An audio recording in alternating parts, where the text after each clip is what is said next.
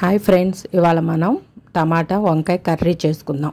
దానికోసం ముందు గిన్నె పెట్టుకొని ఆయిల్ వేసుకొని దాంట్లో పోపు దినుసులు వేసుకోండి. పోపు దినుసులు అంటే పచ్చెనపప్పు, మినపప్పు, ఆవాలు, జీలకర్ర వేసుకొని అవి వేగిన తర్వాత ఎండుమిర్చి కూడా వేసుకొని దాంట్లో పచ్చిమిర్చి ఉల్లిపాయ వేసుకొని ఒక రౌండ్ వేపుకుందాం.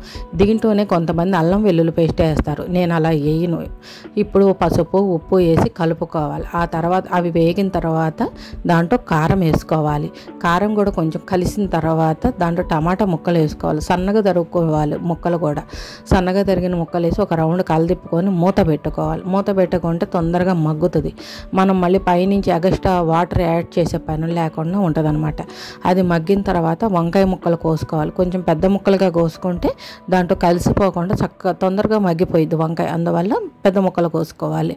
వంకాయ కూడా ముక్కలు వేసి దాన్ని కలదిప్పుకొని మళ్ళీ మూత పెట్టుకోవాలి. మూత పెట్టుకొని ఒక 2 నిమిషాలు 3 నిమిషాల తర్వాత తీసి ఆ కర్రీలో ఇప్పుడు ధనియాలు, జీలకర్ర పొడి, గరం మసాలా, కొద్దిగా అల్లం వెల్లుల్లి పేస్ట్ ఒక 1/2 స్పూన్ వేసి చక్కగా కలదిప్పుకోవాలి. అలా కలదిప్పుకుంటే ఈ మసాలాల ఫ్లేవర్ అంతా కర్రీకి పడుతుంది.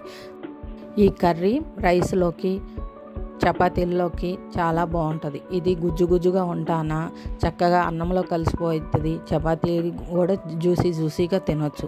మీరు ట్రై చేయండి. ట్రై చేసి ఎలా ఉందో నాకు కామెంట్ చేయండి. మీరందరూ ట్రై చేయాలి. ఇది పిల్లలకి, పెద్దలకి అందరికీ నచ్చింది. ఒక 2 నిమిషాలు అలా మూత పెట్టి అవన్నీ వేసాం కదా, అవి మూత పెట్టి కలిసిన తర్వాత కరివేపాకు వేసుకొని దించేసేయండి. మీ దగ్గర ఉంటే కొత్తిమీర కూడా వేసుకోండి. వీడియో మీకు నచ్చినట్టయితే లైక్ చేయండి, మీ ఫ్రెండ్స్కి షేర్ చేయండి, మన ఛానల్ని సబ్స్క్రైబ్ చేయండి.